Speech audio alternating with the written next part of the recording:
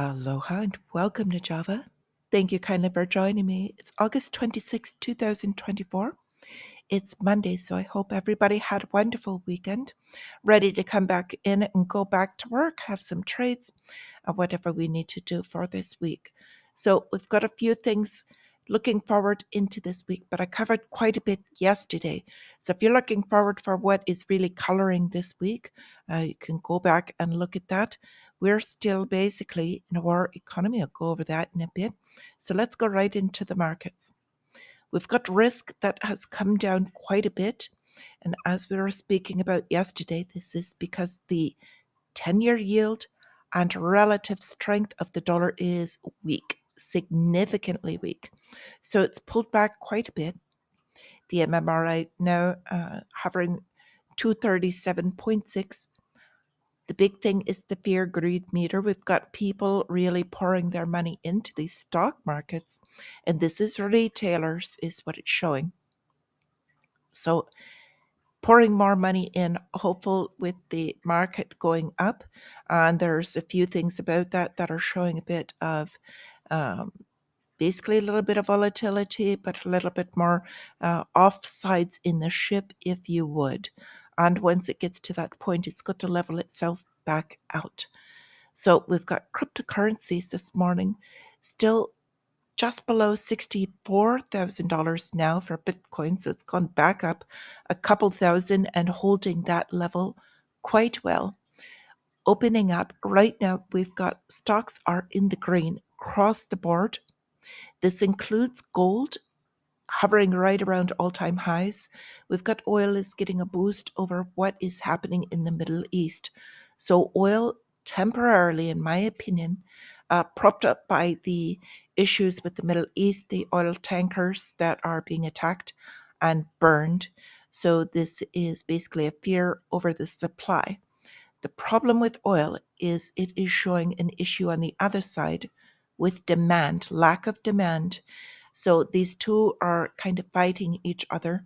Right now, oil is up, but I think it's going to show a little bit more weakness in a bit, even with energy. We've got the volatility index is back up a bit. We've got the futures agreeing with stocks that it is going to be green right now. So with Powell's announcement, all of the indices went up significantly. So right now, without some type of shock report or external factor, it's green and will continue on that trend is what the probability is. However, markets now definitely overpriced for the rate cuts that are coming. So it can maintain the green for now, but it's beginning to get a little more volatile and will probably fall off a little bit later in the week. We'll talk about the reports that we're expecting that could do that. So Powell's Jackson Hole comments put market rates on a downward path to 6%, economists say. Now, I'm bringing this up not just for mortgages and rates and the direction they're headed, but the most important thing to me is what this says specifically. Powell's comments, not action, his comments alone, were enough to put mortgage rates on a downward path. So we really need to pay attention to this. I've been speaking about this before. If the markets start to move out of line, they will bring out a Fed president, and all they have to do is speak. And depending on how they frame the language, is what will move the direction for these things. So right here in this article, it's saying that all he has to do is say something and it will move these rates. Now we're watching the 10-year yield come back, pull back, and they have not officially cut rates yet. They are easing in other ways. They're flowing money through. But the point of this is, as Greg says, this is a psyop. And that's all with neurolinguistic programming and the way that they frame the wording for these articles. So going forward with the reports we're expecting on Monday, core durable good orders, and Atlanta Fed GDP now is kind of a light day as far as reports. Nothing that should shock the market. So that's why the probabilities remain that it should stay green. So Tuesday, we're expecting composites, couple other reports. The 2-year note auction is particular interest to me. And then we're also going to hear about crude oil stock. So that could move the price of oil tomorrow. Okay, larger things that we're looking at coming forward from the central banks. ECB minutes are highlighting the openness to a September rate cut. As we talked about yesterday, the central banks have to move together. Their currencies are devaluing, but they have to stay relatively close. If they go out of sync too far, for instance, with Japan, we saw the results of that can crush uh, other economy, and even in their case, because of the debt that they hold, the United States was the one that got hit with that. So we had markets overnight for the most part green with two outliers. The two outliers were the Nikkei, which is Japan, and we also had the outlier of the DAX, German markets. We've got muted German business confidence because they're looking at a sluggish economy, having difficulty pulling out of the slow growth that they've had or the slow manufacturing. Now we have to watch them because they are the powerhouse for the European Union.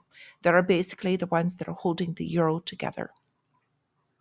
A couple of other things I'd like to bring up. These are the earnings we're expecting Monday today before market open, after market close, and then Tuesday prior to market open. So you can set yourself if there's any of these in particular you are looking at trading.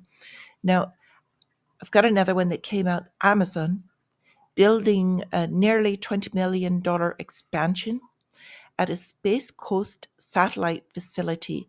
Now, they're into two things that I think are growing and are very muted at the moment. The first is their space section, which has the capability of launching satellites in on par, smaller if you will, but on par with Elon Musk as far as SpaceX. Also with the space program and the artificial intelligence with the data centers. So as they're building out the substructure and the power, looking at Amazon, they're going to continue. They've got their web services. They're tying it in with the artificial intelligence as well as the space program of their own, Blue Origin. Okay. So just want to mention that one, not financial advice, but just heads up on these things. And then I wanted to bring up this article because I think it's the most ridiculous thing, the way that it's worded. We've got Labor Day, so they're pushing for everybody to purchase things during Labor Day. Nobody can afford things. We're going more to a two-tier society as things are separating. So there's people that can afford to pay for things and people basically that have to increase their debt loads and go more into debt and slavery. So the wording of this Labor Day is good timing for car shoppers looking for a $400 monthly payment. So why do I think this is ridiculous? Well, the car shoppers, and this may sound silly, but do you say like, hey there, friend across the way, you're looking for a $400 monthly payment? That's not what they say. They're looking for a car. But the way they've got this worded, who in their right mind would be looking for a $400 monthly payment unless you're talking about as income? So their wording is kind of setting people up. This is all psychological. Trading in the market, 90% psychological, in my opinion. The economy is not different. That's why they use the feds to come out and manage the markets with what they're saying. Okay. Now we are in reality a war economy in the United States. The largest production and growth to the GDP is through two things. Number one is inflation. Number two is weaponry and war materials. So I'd like to mention really quickly with what they've done, they've been suppressing free speech and also increasing censorship. So when they kind of basically had their fingers in the hands of arresting or detaining, they didn't formally arrest him, the gentleman who started Telegram. We've also got the Rambo boss who has now left Europe after this happened, the Telegram CEO. And it's all because of this suppression that is going on. It's not Russia, it is the United States. So with this, we've got all kinds of things going on to boost this war economy. Russia launching massive attacks between the last day or two on Ukraine, Kiev accusing them all kinds of things. The United States is stepping into it.